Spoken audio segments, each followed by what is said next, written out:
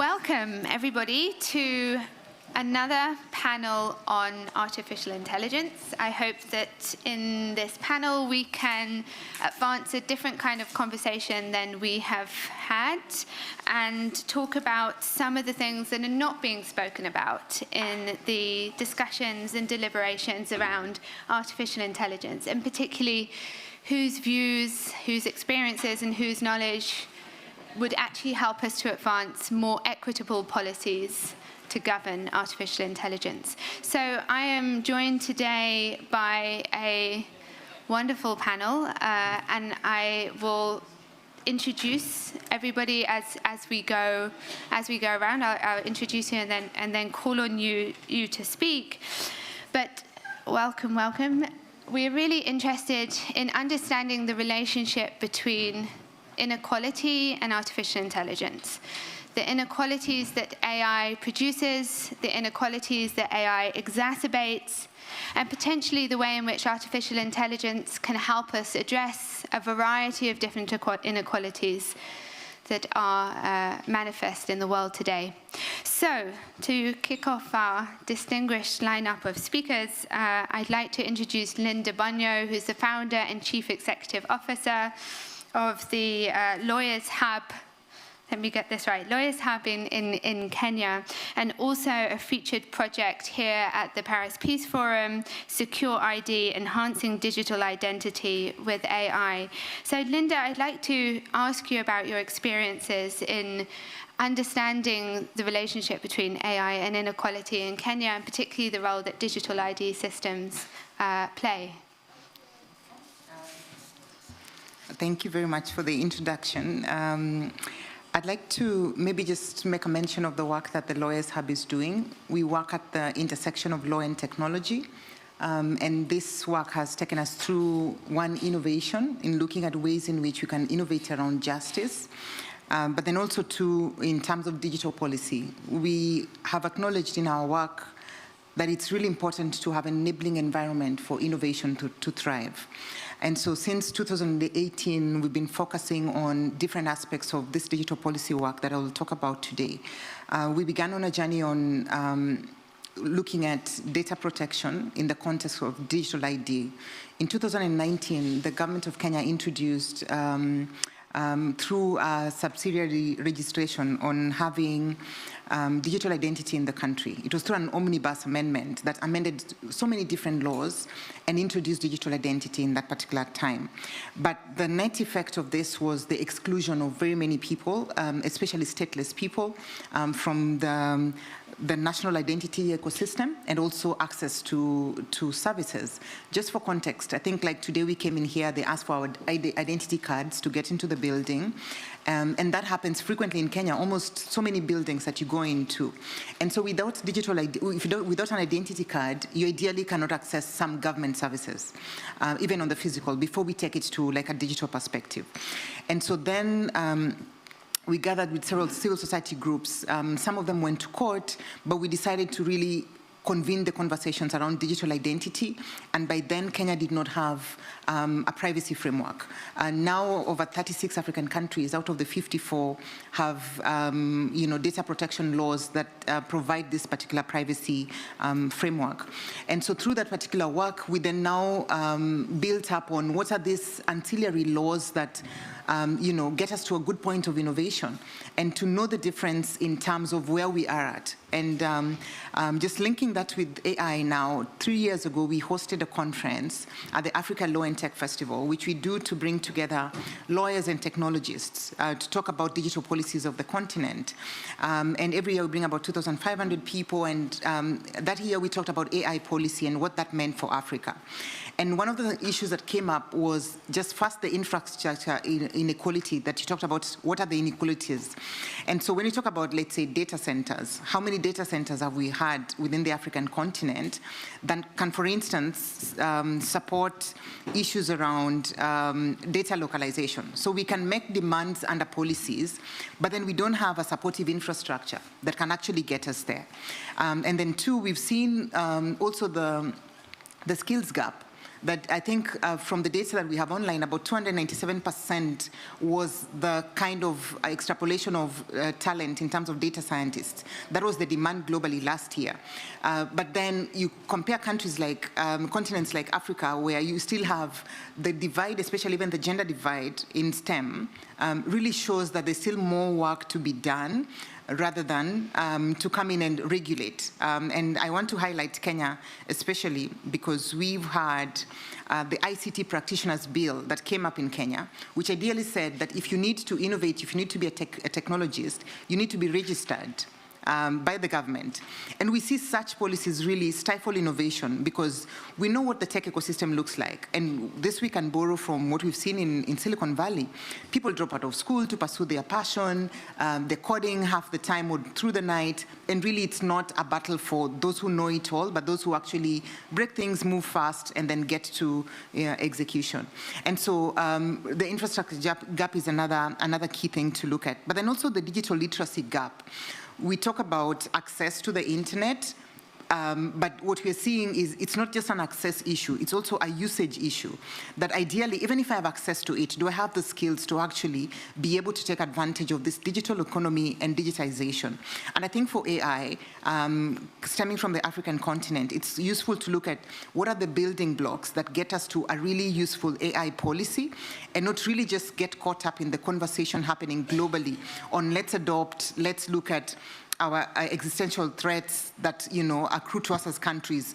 For us, we were like, how do we first survive and make sure that our labor market really supplies not just the talent that's doing data labeling, but the talent that's actually going to own the data, the talent that's going to own the ecosystem and say, even venture capital, in terms of the AI space, comes from Africa and not just data labelers. And I just want to highlight, I think, Samasos, which is a really interesting case that's going on in Kenya about data labelers that were poorly paid by Facebook. And so then now they're like, we want the benefits that accrue from these technologies and not just the pathetic conditions that content moderators and data labelers go through. So I think those three would highlight the inequality in that sense. Thank you. Thank you so much, Linda. And I think there's a number of points that would be really good to come back to around the degree to which some of those challenges you've identified can and should be addressed through global governance, and what degree do we need to advance national policies to help address this. I'd like to now turn to Violeta Belver, who is the Communications Coordinator at ILDA, based in Uruguay, and also ILDA also received a Scale Up Award from the Paris Peace Forum for their project Empatia. So we wanted to, Violeta, ask you about how you see AI helping to the public services to deliver more equitable outcomes. Thank you. Hello, everyone. First, I would like to briefly introduce my organization. ILDA is an organization based in Latin America. We use open data to an inclusive development, and we are presenting our project Empatia and the lessons we learned from this project. So first, I would like to start by addressing the AI context in Latin America. As a region, we have a legislation deficit, and we are at a crossroads. We have to define and harmonize data governance frameworks and algorithms that can meet the development needs of the region while respecting human rights. Like we learned in the Global Data Barometer, which is a global study that looks for the open data state, Latin America has a big challenge on capacities in the public sector to achieve equitable AI development.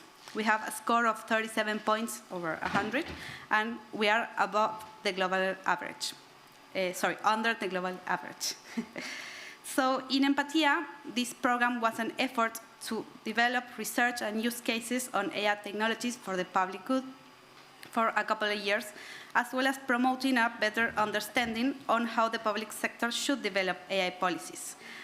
And we developed a community of practice with 9 projects in the regions in Argentina, Bolivia, Chile, Paraguay, Mexico, and Uruguay.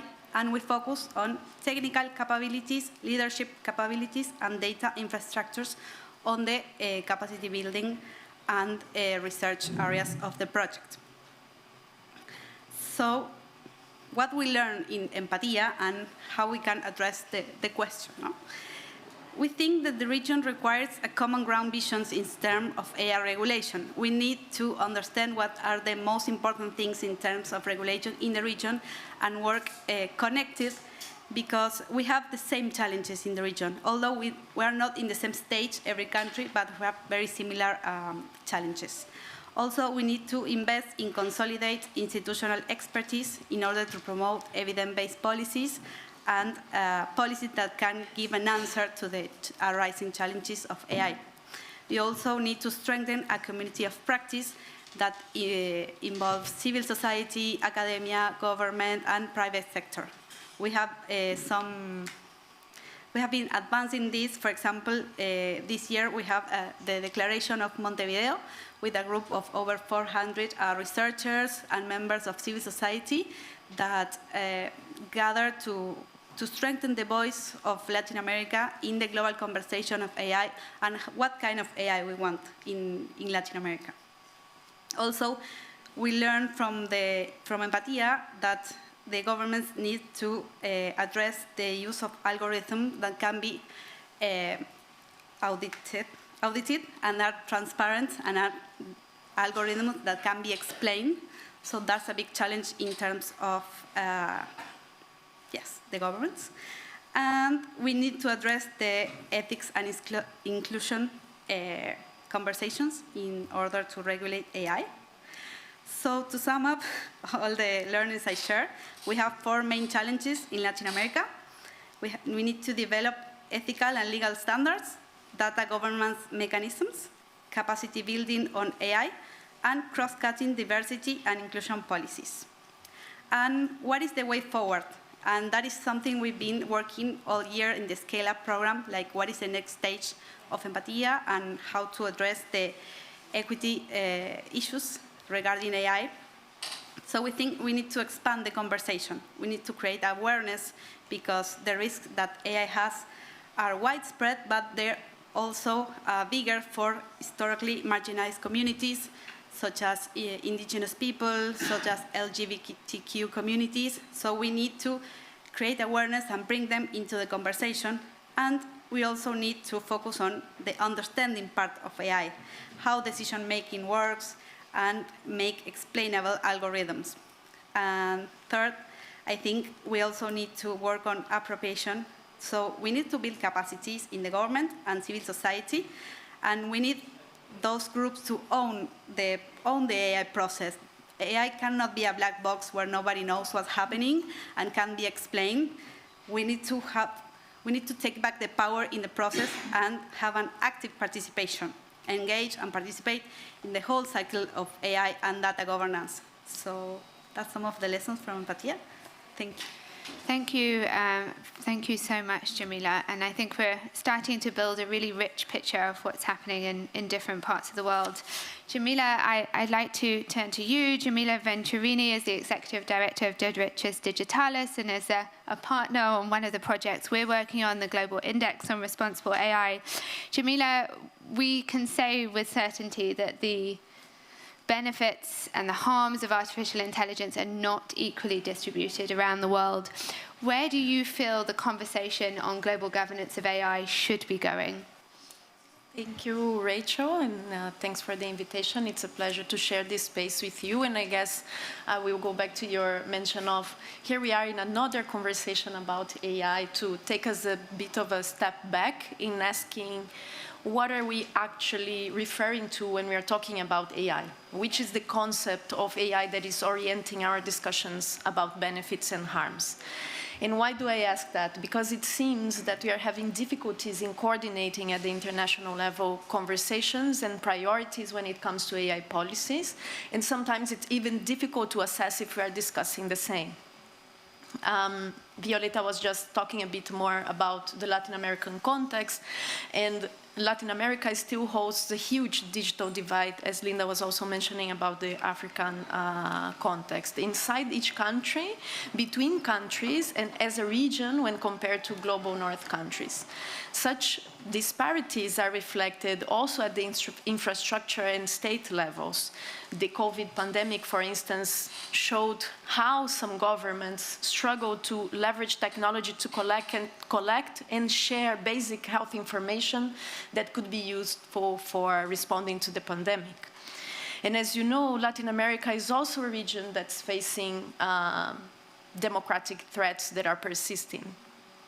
Despite the digital divide I just mentioned, AI-based surveillance technologies, and coming back to what are we talking when we're talking about AI, have been advancing even in areas in which general international consensus points out for caution. This includes the use of facial recognition systems based on public safety arguments in public spaces, with little or no consideration of adequacy to human rights, for instance.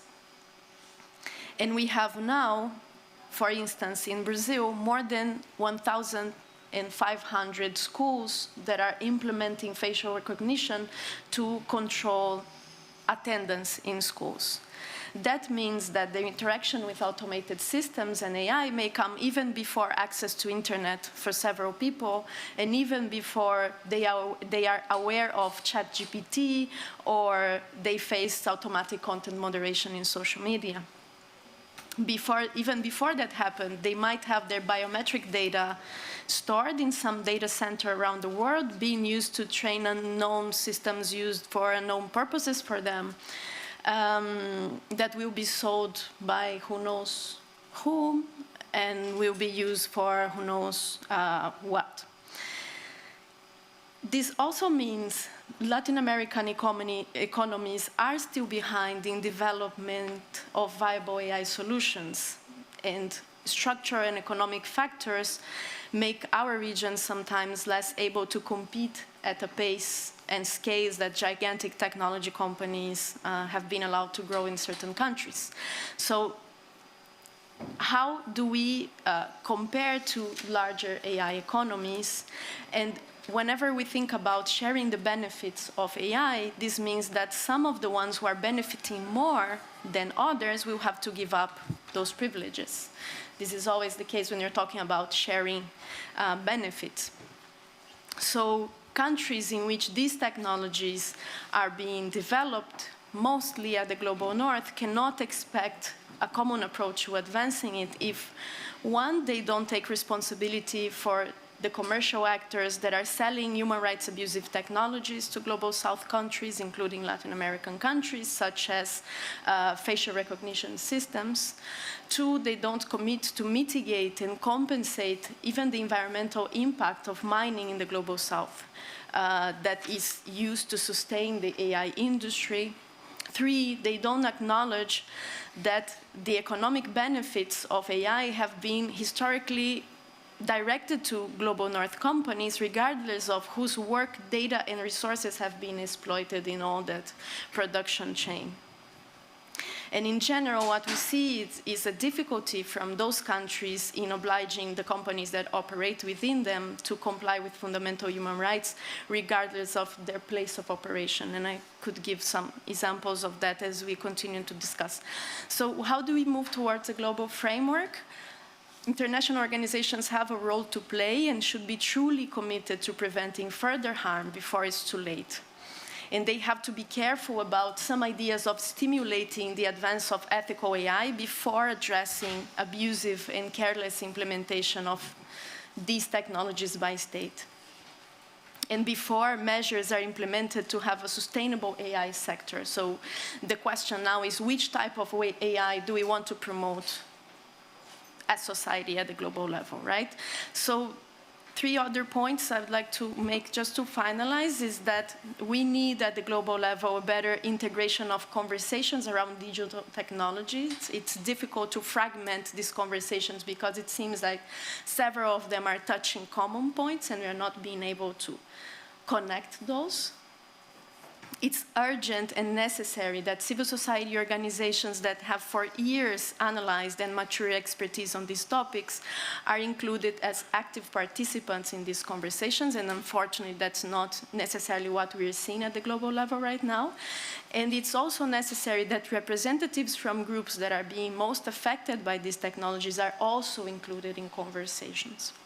Unfortunately, what we see is a closure of these spaces right now and a privileged role of some interested commercial actors, which should have a role, and we should continue to foster multi-stakeholder participation, but we need to have like equal footing and equal possibilities of participation if we are to advance AI benefits for all. Thank you, Jamila. I think that was very, very powerful. And I think one of the points that we wanted to come to in this panel is how do we build an equitable world for equitable AI? We can't just expect AI to come in and design policies to make it equitable without thinking about the inequalities in the process that we use to develop policies or governance, or the existing infrastructural access inequalities that will only be exacerbated if we do not think broadly enough. I'd like to introduce our next speaker, Marie Engtoft Meldgaard, who is the Tech Ambassador of Denmark, to talk to us about the work that has been taking place in Denmark to address some of these challenges around fairness and equity in AI. Thank you so much. Good afternoon, everyone. It's a pleasure to be here. Maybe before I jump to all the wonderful work that Denmark has done to solve this issue, let me start by addressing some of the challenges that we see and I think are at the core of why it's so hard to do something in the way that we're currently trying to. I was in New York a month ago, probably many of you were too, for the UN General Assembly, and what really hit me was this number 12%. That on the SDGs, we are on track on 12%. And not even in total, where we should be now, only on 12%. That means, I'm not a math genius, but that means on 88%, we're on terribly behind. Any of those of you who are working on climate ahead of COP very, very soon, in a month from now, we're sort of depending on the hockey stick. Have you seen the hockey stick? It's this expectation that we're going to be able to drastically reduce carbon emissions in a few years because of tech, artificial intelligence to sort of save the day. And I'm saying this because in and of itself, artificial intelligence is not a great equalizer. Artificial intelligence is not designed, developed, deployed, disseminated, priced right now in a way that is thinking, how do I close the gap digitally? How do I close equitable gaps? How do I think about solving societal problems? I've spent 3 years in Silicon Valley as Denmark's tech ambassador, and the reason why Denmark sent out a tech ambassador was because that Silicon Valley does not wake up every morning thinking, I wonder what Denmark would like. I wonder what is important for the Danish citizens, Danish values. What type of society with technology would they like to live in? That's why they sent me. And as we're looking into a geopolitical reality where technology is taking center stage in a strategic competition between the US and China, it is about military superiority. It is also about developing good technology, but not necessarily solving socioeconomic challenges. At the same time, why does great inequality exist in the world? Is that a technical problem? No. It's a historical problem. It's deeply rooted socioeconomic problems. Developmental challenges are not a quick fix for technology. So when we think about equitable artificial intelligence for equitable policies, I want to suggest 3 things today, and I do want to thank Linda, Jamila, and also Violetta, I think, for pointing out some of the things that already is taking place and happening in this space. I think it's the work that you're doing that can allow some of us to rest a little bit more sure that maybe we are going towards the right directions. One, this question about representation. Obviously, I think countries should have tech diplomats representing countries' citizens' perspective to the tech industry. Secondly, this question about democratization of technology, accessibility, affordability, relevance, applicability, availability. These questions are not high on the agenda necessarily when we think about generative AI, but we need to have them at the core, thinking how does these Prometheus technologies actually going to create and make a significant difference in the world. And then finally is the infrastructure. How many supercomputers across the African continent? Europe has some, way too few. Thinking about the 350 million people living on this continent, we have too few. If Europe has too few supercomputers, a lot of other countries are facing the same challenge. Energy. Simple access of questions around, do you have access to the internet? If you don't have access to the internet, roughly half of the world's population, it's going to be really hard to meaningfully apply AI to any of your challenges. The skills necessary. From a European perspective, we're going to need up to 750,000 IT professionals by 2030. I don't think we're the only region experiencing this. So we got to figure out the representation thing. Multi-stakeholder, multilateral processes. We also do it through, together with Australia, we have a group of cyber and tech ambassadors meeting at a high level with the tech industry to have an honest conversation about what is important for global perspectives on this and inviting a larger group of countries in. On the democratization, how do we think, when we talk about national security and safety of these models, how do we also talk about what that means not only for US and China, but that the vast majority of the world's countries need to have access to these in a meaningful way. And thirdly, how do we fund the infrastructure? Something as unsexy as GPUs. Those of you who are following the stock market will see that NVIDIA, who are making the GPUs and many of the superconductors, are having an amazing time.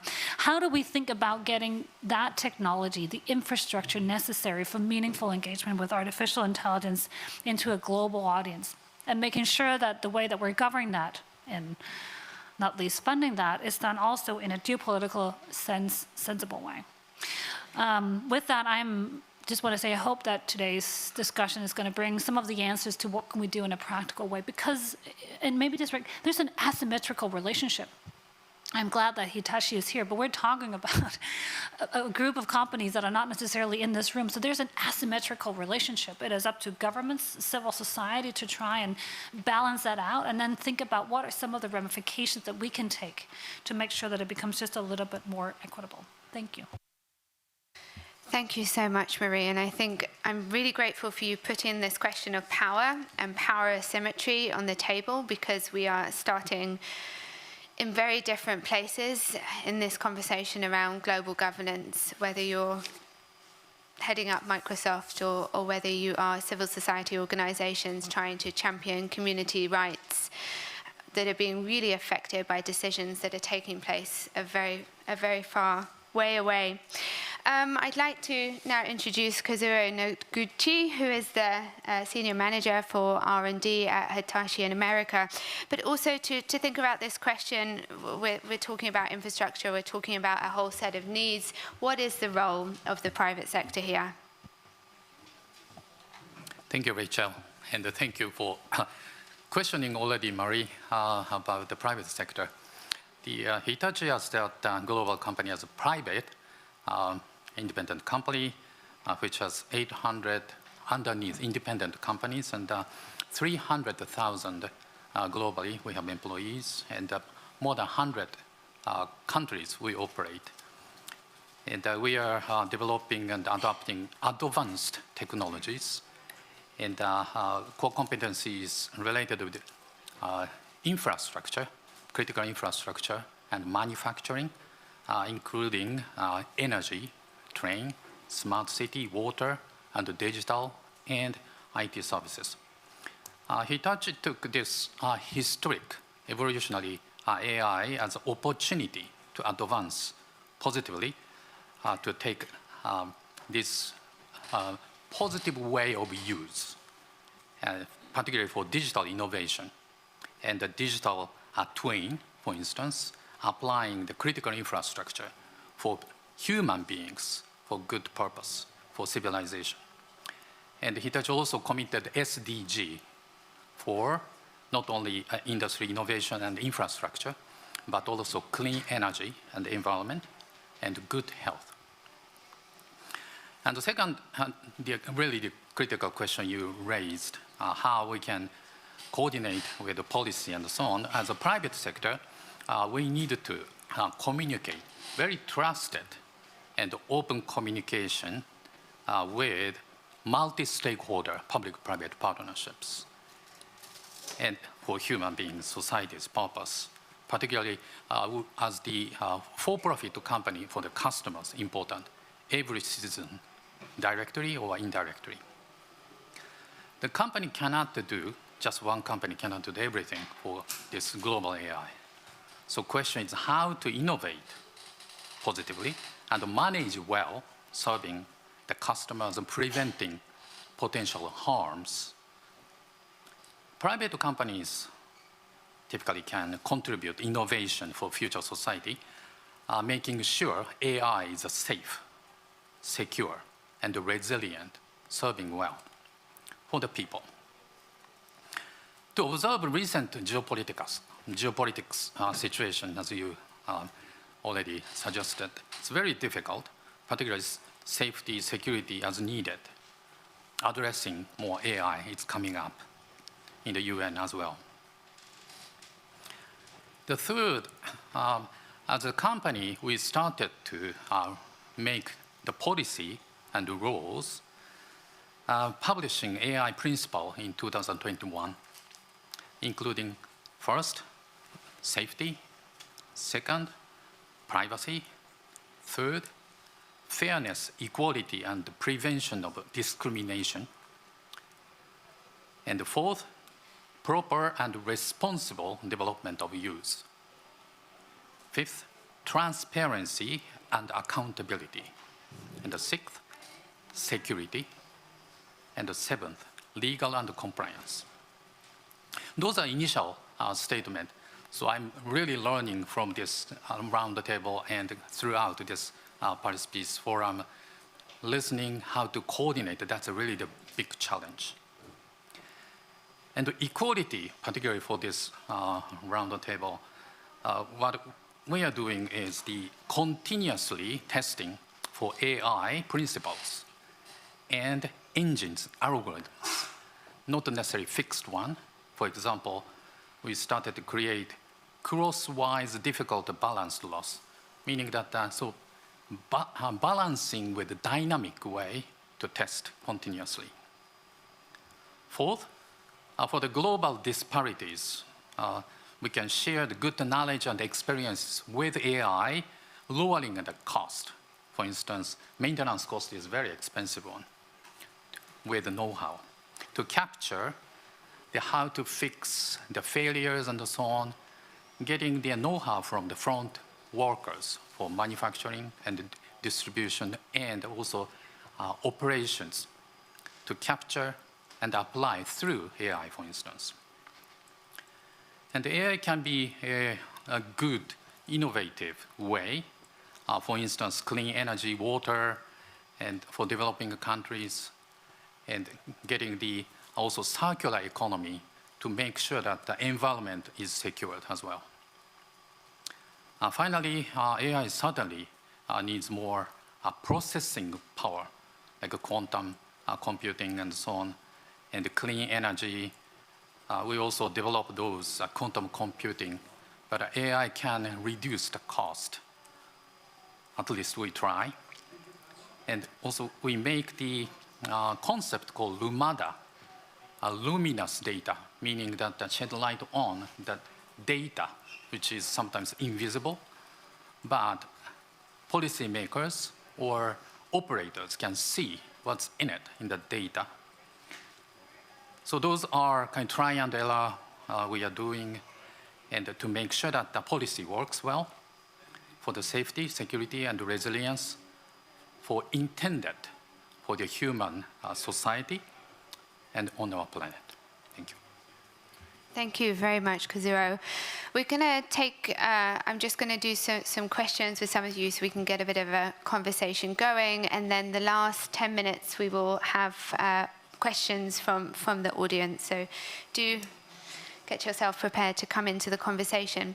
Linda, I wanted to come back to you. Jamila spoke about some of the harms that we see in the value chain and the supply chain in which the Global South is really implicated in AI. You've spoken about what's happened with data labelers in Kenya and what's come to light. Since the whistleblowing, since the kind of public visibility around some of these harms, which is great, have you seen any change in policies or in the conversation, either in Kenya or globally? Okay, thank you for that question. I think there's no, and just speaking from what Jamila said about coordination at global levels, I think there's a need to coordinate governments, but then coordinate civil society, coordinate lawyers, coordinate private companies, because I think companies do this so well, but the rest of the resistances really have not come together to figure out how do we have a South-to-South approach that could help us speaking to each other. I made a joke last night at a dinner and said, why does everyone clump us as Global South? We don't even know each other. I haven't been to Brazil. I have no idea what you go through. And then people think that we are homogeneous. We go through similar challenges. But I think that really is useful to say that how do we then collaborate and say if Kenya is grappling with these issues around AI and labor, how is a lawyer who's working in California on similar issues around platforms and what platforms are doing to labor workers, and make sure that we're actually speaking one language as the world. And so I think the global conversation, and we've seen this from last week's Safety Summit in London, that if governments are getting together, you have organizations such as AI Fringe getting together and saying, we'll also convene everyone else and make sure that everyone else is talking to each other. I think that's a really useful way to go around it. But then also too is to figure out what are our core problems at this particular point. And I think many of the governments, for instance, you talked about policies and what's that doing to governments. I think that sometimes we just want what other people have. We want to have the global conversations on AI without fixing local problems. So for instance, maybe our local problem at this point is digitization, that without data, we actually can't get to what is aspirational, which is artificial intelligence. We're still talking about, do we have records that we are going to digitize? Let's say health data, how do we get there? And so it would be useful to fix that problem first and then go to ancillary laws. I am a proponent of fixing the enabling environment before we talk about an AI law, for example. So for instance, people can travel. If I want to raise money and capital now move, we know how capital moves, especially venture capital in the world. If I have proximity to Silicon Valley, and I like the fact that you're a tech ambassador, in that sense, then I need to have my voice in Silicon Valley. Who goes to Silicon Valley? You need a visa to get there. Who gets a visa? So we go back to issues, and I think I've said this, I said this to the German government, that I was on a panel where I was replacing a lady who couldn't make it to talk about AI and women exclusion. And I told them, can't you see the irony? She couldn't make it because she didn't have a visa. And you had the chance to give her a visa. And so what then happens is we want to fix AI policy without fixing everything that surrounds it. Investment law, who invests, who puts money in investment. It's those who actually can figure out what the landscape looks like. And I think that those ancillary laws will be important for us to even fix competition, because we are getting to a point where, and this has been showing up in all the global forums, it's big tech that's owning the conversation on AI. Why? They can't compete on the basis of capital, on the basis of data, on the basis of talent and skill. And so we have startups in our countries that cannot innovate because they don't have access to these same resources. So how do we make data more open to ensure that our startups actually compete in this sense, and look at it as a crisis that if we all were run by 5 big tech companies, then what happens to the rest of us? We must ensure there's competition enough for startups to be able to stand up against big tech and say, and we've seen this with Microsoft and Apple. If you follow the cases, the judicial case in 1900s, sorry, it sounds so old, but before 2000, it was simply that let's take money, give Apple the research money from Microsoft to ensure that there's a balanced environment of innovation, and it's just not the big companies. And then finally, to really look at the effects of what's happening. And this came up around having military power And that's all it's about. That the world needs to realize that we are more than America and China and the competition that's happening in between. What we need is to fix the humanitarian issues that are coming in and saying, there's a conflict in Sudan. What kind of weapons are being used in terms of this? Do we fix the autonomous warfare problem before it gets out of hand? Because the proxy wars will not happen in America or China. They will happen in the countries that really have little power, but ideally are quick gains for these particular countries. Thank you. Thank you. I think so much of that is very, very powerfully said, and the social determinants of unequitable AI are really, really important. Violetta, you spoke about expanding the conversation, and part of what Linda is advocating for is understanding very different country contexts, very different regional contexts. Where do you think the opportunities lie for South-to-South cooperation? So I think even though we have different contexts and different cultures, but I think we are, in terms of power, in a similar position. So I think that's something that we can work in an articulate way to find places in the whole cycle of AI development and data governance, especially to have a voice and to influence our interests as South-to-South. For example, how data privacy laws are in the big tech, where the data is getting stored, who is making the teams that are gathering the data, like how are those teams composed, like are they inclusive? So I think we have a lot of opportunities in the whole governance of AI, and I think there are a lot of places in power that are really difficult for organizations and civil society in the global south to reach. But if we collaborate and work together, and I think if we communicate within each other, what are we learning, what are we seeing, I think it would be really useful, because most of these organizations, we have limited resources and we can't watch everywhere. Even us in Latin America, we know that, for example, the same companies, they change their names, they change the people they send, but they're trying to sell the same surveillance technology through all the countries in Latin America. And the civil societies are the ones that are having to articulate and trying to share their lessons, because they're all struggling with the same things. So I think collaboration is the key for South-South. Yeah, thank you so much. And actually, Marie, I wanted to come to you here, because I think part of what you're saying is that there exists some of this common ground, not just between southern nations, but also in places like Denmark, where it's fighting some of the same issues around access to computing or the power of big tech. Where do you see the opportunity to build collaboration that can resist some of these dynamics? Look, I think some of them are, when it comes to AI, over the past couple of weeks, it's hard not to get even a little sort of overly excited about all the governance taking place. I think we learned something from social media, that we can't wait 20 years in setting the rules of the road.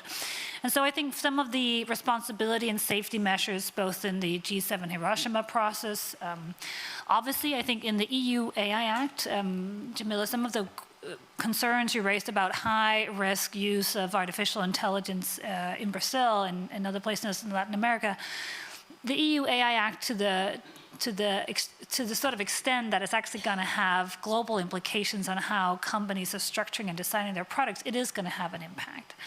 That being said, I would argue, and I know this is coming from a Scandinavian country, but I think there's a huge opportunity for a more significant South-South cooperation right now with like-minded governments such as Denmark and other Scandinavian countries, thinking about what is the inclusivity piece of this. The Global Digital Compact, the process that is going into its final year now, not only on AI, but that's truly an opportunity to have a shared values-driven perspective on what do we want out of technology.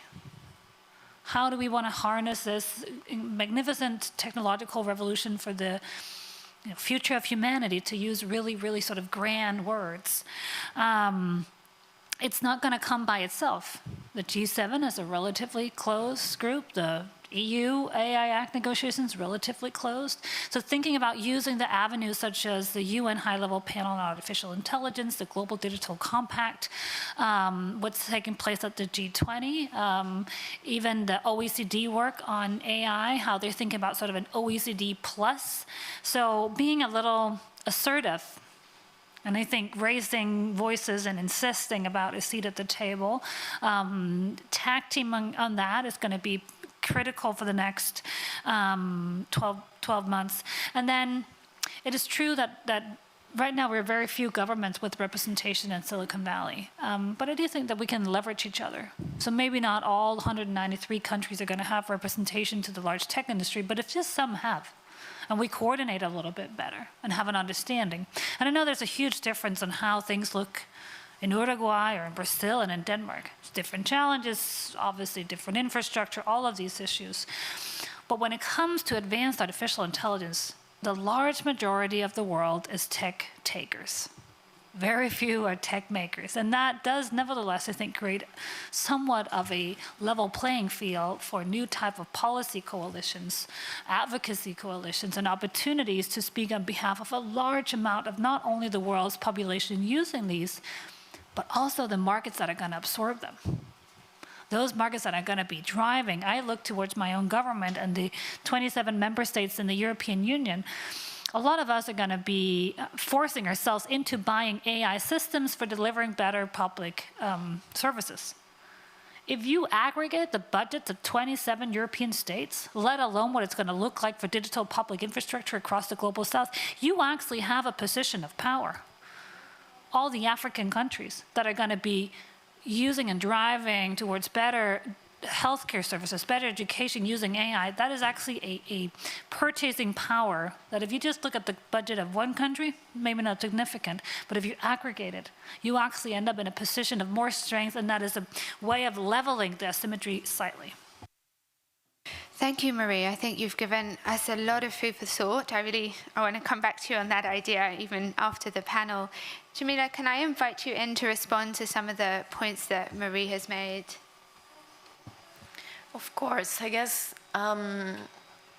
we definitely need more cooperation when it comes to the international response and actions regarding AI, and I definitely see opportunities for different governments to act together and even to push for better policies. You were mentioning, we were just talking about how feasible it is for governments to be represented in the Silicon Valley. It's interesting to see that we are seeing private tech companies as peers to some states, that they are even bigger and have even much more economic power than some states in our regions. And it has been difficult for several small states, for instance, in Latin America, to negotiate and to have answers when violations arrive from these big tech companies, when we're talking about AI, when we're talking about other types of contexts. So I think there is potential there, and we need to concentrate conversation. I think we also have to acknowledge that there are immense disparities when it comes to institutional capacities from different states. And you've mentioned some of the key processes taking place right now regarding the GDC, the High-Level Advisory Board on AI. And I wanted to also acknowledge that those processes have been, to a certain level, opaque, not only to civil society from our countries, but also to states in terms of their agenda, in terms of their development. So you have like different capacities of actually being able to participate on that. And I agree with Linda when she says we need more coordination from civil society and from governments in a common conversation that can address that. And regarding the High-Level Advisory Board on AI, just to illustrate a bit the context we are in and why it's so urgent to rethink how do we participate, or how do we as international organizations foster participation. This was thought as a space for participation, but there is very little civil society participation in that particular board. There is very little participation from academic sector that is connected to territories and communities. You have a lot of participation from computer scientists, but it's to be seen what is the connection this group will have with the particular needs of our context. And I want to also make reference, for instance, to the Global Index on AI, which Rachel is leading right now and is trying to produce evidence on how this is advancing in the Global South, because a lot of the research and a lot of evidence that is being produced is not reaching high-level conversations. It's not reaching academic spaces, so we have to find ways of leveraging all this knowledge and this information into these key discussions when you have like global disparities that are also preventing academic scholars that are not managing English as a main language, that are not reaching the types of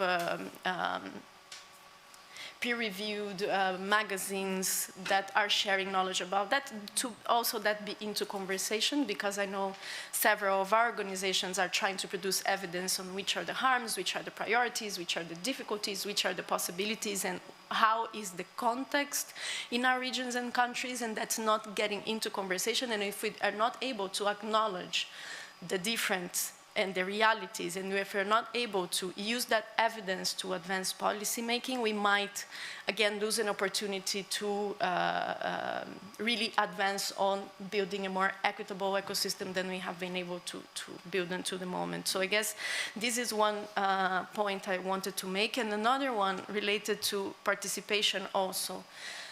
UNESCO has recently launched a business council for ethics and AI, with companies that are involved in the development and use of AI. And that's excellent, because we need the private sector committed to exchanging good practices and committed to advancing principles towards human rights respectful technology in different sectors and fields. However, the question is, how will the civil society also be present in some council, not a business council, but a civil society council, to be able to monitor and follow the process of implementation, the same recommendations from UNESCO, for instance. So this is the type of disparities that we are seeing and seeing again.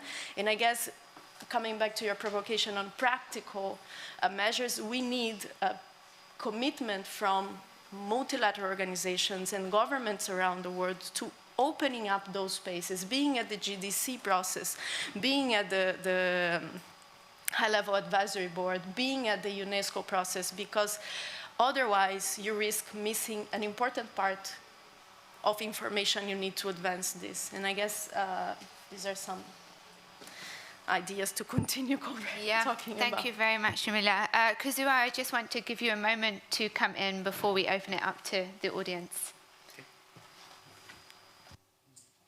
No, I just to respond to the conversation, any particular points you wanted to pick up on? Yes, so one thing I like to point out is there are layers of different perspective. International government, like UN, I'm participating in OEWG, and to coordinate the common one. But the most important one is personal, eventually, the human life. But every country or region has some written policy or unwritten rules or culture, how to capture those, to reflect for everybody. So those are the part that AI can help. But again, the data should be very secured and available. Although it should be transparent, however, should be so-called need to know, somebody should know, but you don't need to know private information, even next to you, but to make sure that protected well as that available for needed purpose, for the goal of humans' activities, and enhancing and also civilization for improvement, not harm. Yeah, I think you make a really important point, because I think the private sector is sitting on huge amounts of data. And if that was made available to local entrepreneurs to build technology, or to civil society groups to help monitor the activities, has Hitachi got any policies or positions on making data available to others that's not sensitive personal data? Yes, as mentioned, there is some policy or rule or ethics.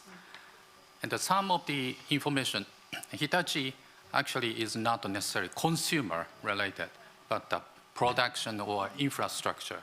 So containing it there, first of all, but some of the personal ones should be secured and trusted to protect. So that's the essence. But that also depends on the country. Japan has a different way to protect. Europe has a different one. UK has a different one. US has a different one. Yeah. Sure. Thank you very much. We have a few more minutes left. So if anybody would like to raise a question, we have the lady here, then here, then here. Okay. So we will start on this side of the room, please. Hi, thank you so much. I'm Nadara Youssef, from Executive Coordinator of the Global Governance Innovation Network from the Stimson Center. Firstly, thank you so much for this panel. I think you've sort of covered the breadth of several ways in which inequalities come from AI. Just a quick comment on especially what Jamila and Marie said. We're also working with an organization called Coalition for the UN We Need, which is actively participating in opening up civil society spaces around the Summit of the Future process. So that includes the Global Digital Compact, the H-Lab on AI. We're convening a summit in Nairobi on the 9th and 10th of May in coordination with the member states co-facilitating the Summit of the Future process in order to really break open these conversations and sort of in the run-up to that as well, but in coordination with member states who are sort of friendly champions of the processes. So just an open invitation on that, and happy to chat later. But sort of very quick question, sorry. There is sort of one of the biggest issues with combating inequalities with AI is the dual use nature of it. So while regulation is important in order to prevent increasing inequalities, regulation can also increase inequalities by increasing the gap, for increasing the cost of entry into the industry for several actors. This is especially true for developing countries. So I'd be curious to see, both from different perspectives, how the panel would reconcile this. Thank you. The gentleman at the back here, we'll come to you. Yeah, thanks for a really fantastically interesting panel.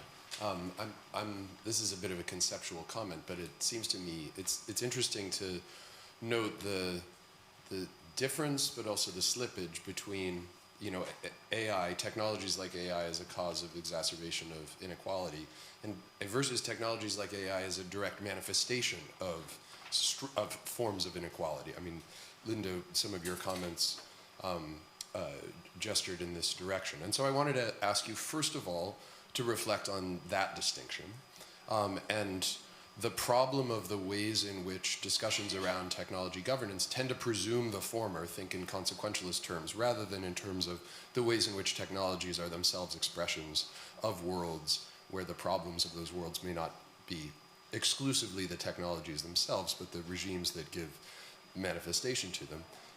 And Maria, in particular, I was interested in your really interesting comments, but also the existence of your position, which in a sense acknowledges tacitly that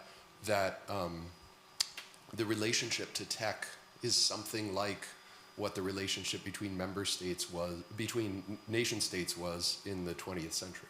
And maybe in a sense, and even in a more heightened mode, precisely because in a sense, tech doesn't play by the rules of the Westphalian game, you might say. Instead, producing neutral technologies which are taken up by markets and blah, blah, blah.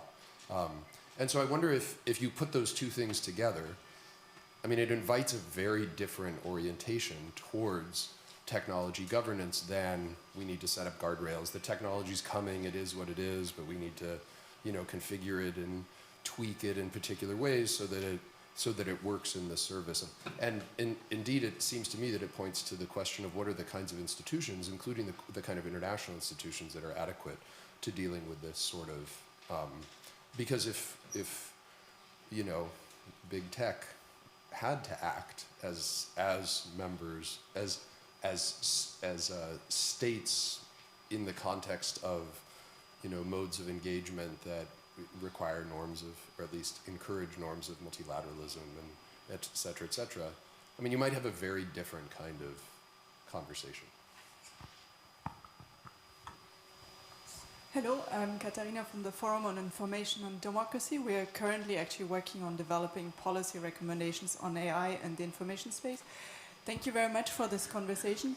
Would be necessity, or maybe the only way, to guarantee more equitable access to AI systems and more sovereignty of different states? Or is there actually so much more behind it that even open source systems are not going to help us to create a more equitable access? Thank you. Thank you so much for all those questions. I think what we'll do is just take a closing round from everyone, and you can respond to any of the questions that have been asked. So, Violetta, if I could start with you. Thank you. First, I want to thank everyone for joining this conversation. I think I would like to address the question for regulation, and it is to protect, but also can raise the cost of entering the industry. I think you have a point there, but what we need to ask ourselves is it worth it? I mean, if we don't have any regulation, if we don't have any sort of laws or common ground, understanding how can that technology can be aligned with human rights and inclusion, is it worth it first? And then I think, as my colleagues also named, in Latin America, we develop technology, but most of we're buying technology. So how can entrepreneurs and companies in Latin America can work with the big tech, and how is the private sector like environment to develop technology in Latin America that can represent our context and our culture and can tackle our issues, but works in harmonize with the big tech, and they don't, they will compete, but they can have a place to grow. Thanks. Yeah, thank you very, very much. Marie. The cost to entry is already very, very high. Why is it? It's the same very large companies that I've been engaging with on all things social media and digital platforms that almost one-to-one are the same ones leading on generative AI. And so what used to be the prerogative of states, and coming to your question, sir, in leading innovation, new technology development, has now really centered with a very small group of companies. So what does that leave us? I think, one, the open source question. Thank you for putting that. It's a very interesting one, and we're discussing it a lot. Is it better to have few very large companies that we can put in a room with the US president and a few other policymakers to make sure they don't make rogue systems? Or is open source the way to go? I think looking historically, I'm a political economist, I'm not an AI engineer, but looking historically at the internet, open source has created a lot of really good in terms of allowing access, democratization, and true participation in the internet. How would meaningful open source look like, especially when you're so dependent on infrastructure, is a little bit different in this place. So open source in and of itself is not going to democratize access. We need to consider, again, the infrastructure, building that out.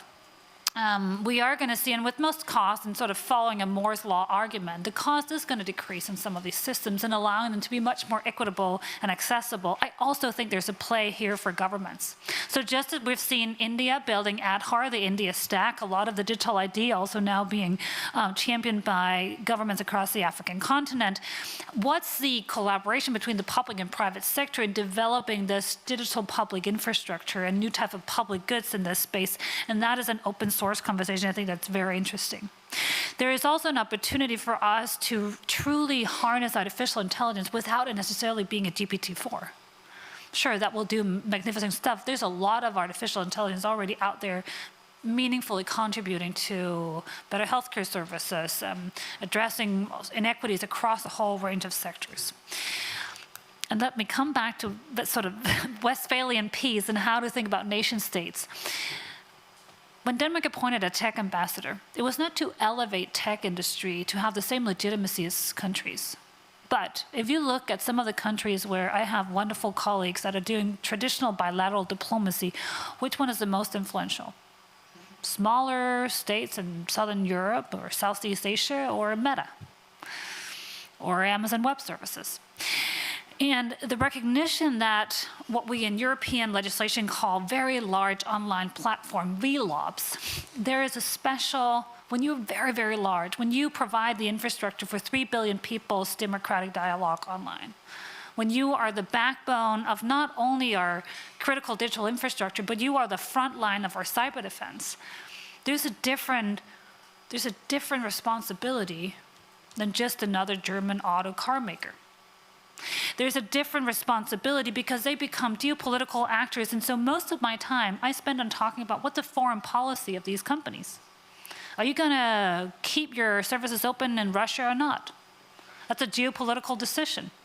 How are you right now content moderating about the war between Hamas and Israel? That is a geopolitical decision. It has ramifications all the way to the COP negotiations in 3 weeks from now.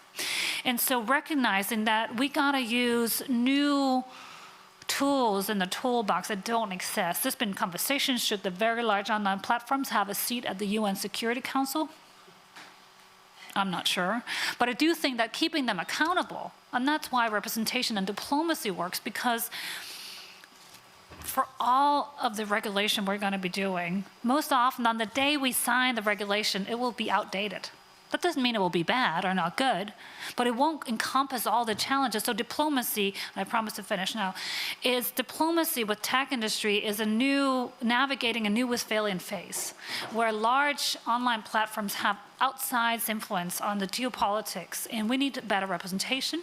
We need ways of holding them accountable. We need forums like this for them to be in the room and hold them accountable to the decisions and the promises they make, and figure out ways to talk about shared values that goes beyond sort of traditional shareholder values or return on investment. Thank you. Thank you so much. And we are officially at the close, but I do want to give Linda and Jamila and Kazuo just 10 seconds each. Any closing remarks you'd like to make? The opportunity is there. Yeah, I think we need more transparency in knowing what's wrong with algorithms, especially in terms of predictive policing.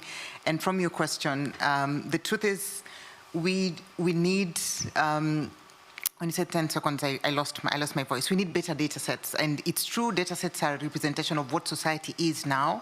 And I think we need to be aspirational on where we go next. I also think that maybe as a really important point, we need to stop tokenism. Every single time we talk about inclusion, we talk about equity, we always just tick a box and say, you know, we need this on the program, so let's give them the tiniest room at that corner. And we see this with women. Rather than invite women who know these particular issues, we only invite them at the panel for equity and talk, like we do tokenism. We need to stop that with AI and make sure that in the spaces where we are at, whether it's on the Global Digital Compact, let's not tick a box and say, we invited a woman to sit on the global panel. We need the best person in the room to represent us. That's how we get our voices heard. Thank you. Thank you, Linda. Jamila. Totally, Linda, and thank you for that particular point. And just to go back to two things that we're mentioning regarding innovation, I guess the question we need to ask ourselves as we at least attempt to put concrete action into being a part of that and into participating in the benefits of that AI industry is, do we want to reproduce the break things logics that actually break a lot of things when we try to innovate using AI, or which is the type of industry that we want to incentivize? There are issues regarding how do we prevent experts from escaping our countries into working on those big tech companies. There are issues regarding how do we make these productions fairer by including more people into that production, and these are things that should be actively discussed when we talk about regulation of AI and producing benefits from that regulation, and also the aspects on openness and interoperability, which are key if we are to participate at all in this conversation. And I guess that's why we need more voices from our countries, either from the private, public, and civil society sectors, because we need this to be into discussion, and it's not necessarily into priority discussion right now. Thank you very much. Kazuo. Thank you. This is a really great discussion. The AI needs to be educated for algorithms and how to make it fair for everybody. So that part we have to learn, try and error continuously. Also, more importantly, we have to educate ourselves for the global south, north, or equality purpose, perhaps multilateral government-private partnerships, because we need funding and resources and to coordinate and agreed upon among ourselves. And the final thing is that because of the geopolitical situation, that's a reality happening. We cannot wait. We have to do action right now to address. Already, for instance, NSA created AI center, disinformation, misinformation. But corporation needs to do some as well to coordinate well. Thank you for those points. Thank you, everybody. Thank you to our panelists. Thank you, and have a good afternoon.